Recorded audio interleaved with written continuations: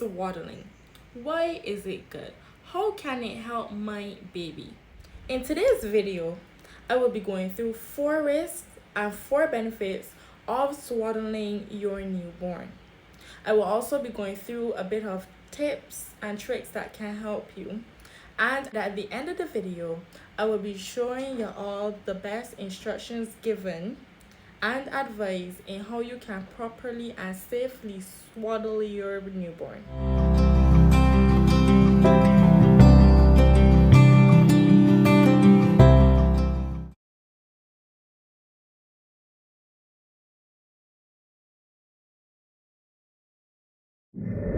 Hi guys, welcome to my channel. So let's start with the benefits.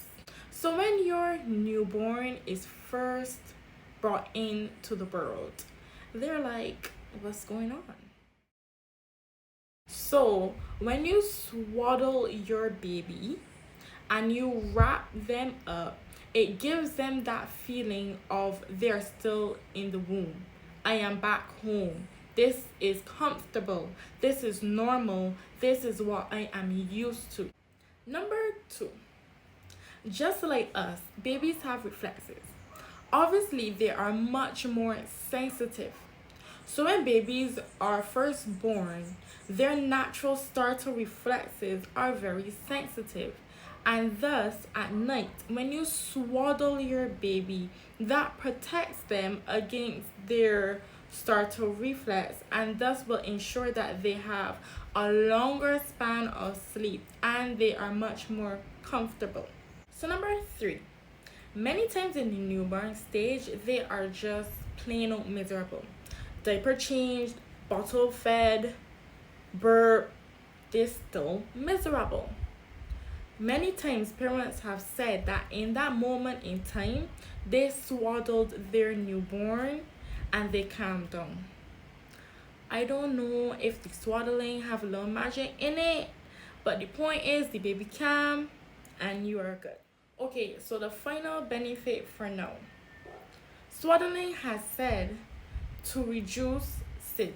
If you don't know what that is sudden infant death syndrome. So when you swaddle your baby, it protects your baby from rolling over because your baby will be laid on his or her back and they can't twist and turn because they will be wrapped. So random tip time. Tip number 1. As I previously mentioned, swaddling keeps your baby in one position so they can't roll over. So do not swaddle your baby when your baby can roll over.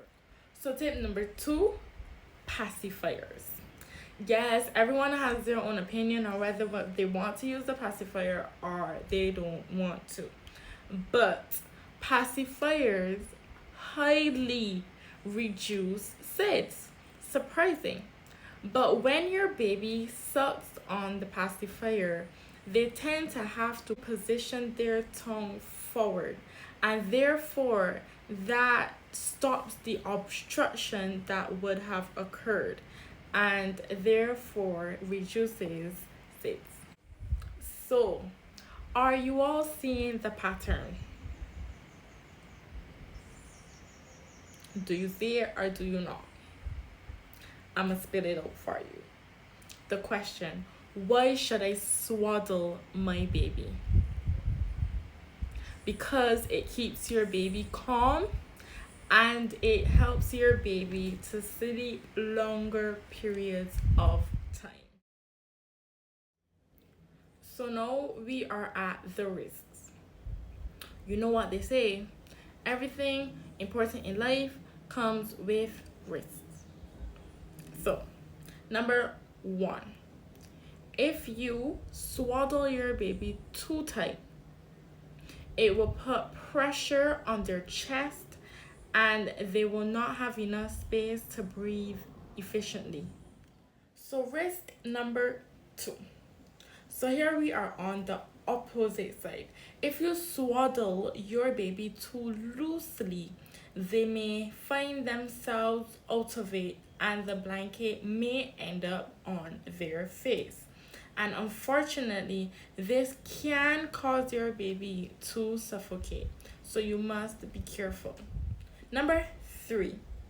Now, if the blanket you are swaddling your baby in is too thick, this may cause your baby to begin to overheat, which can therefore cause your baby to die of SIDS.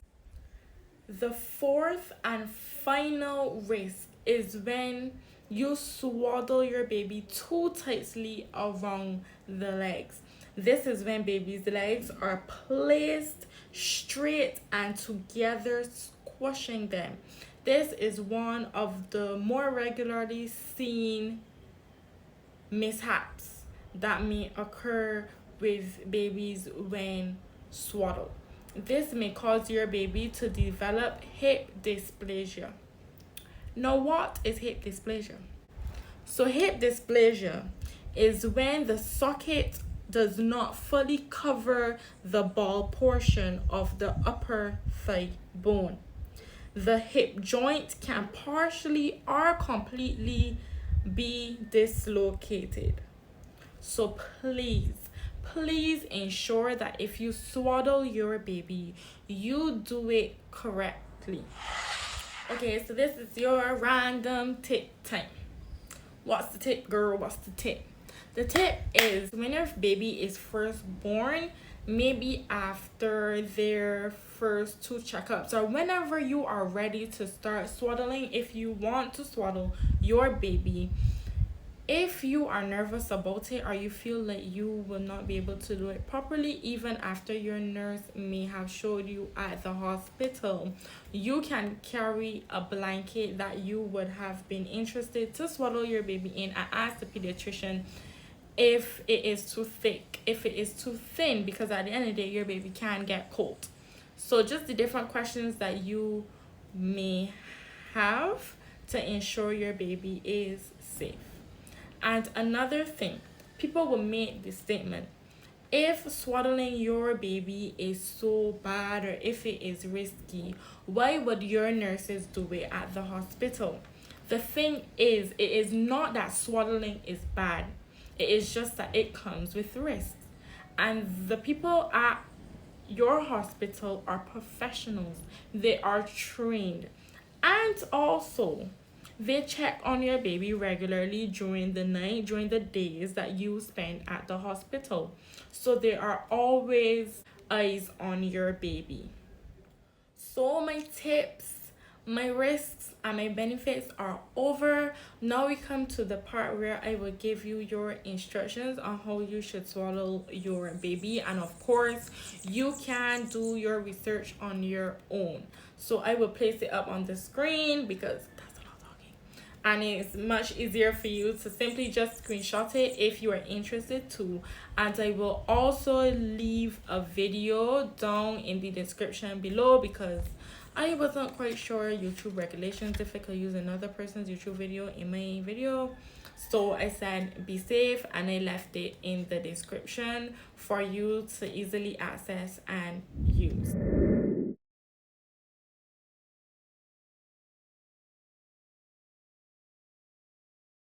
So the question of the day is, have you swaddled your baby before? Or if you are pregnant or want babies in the future, are you planning to swaddle?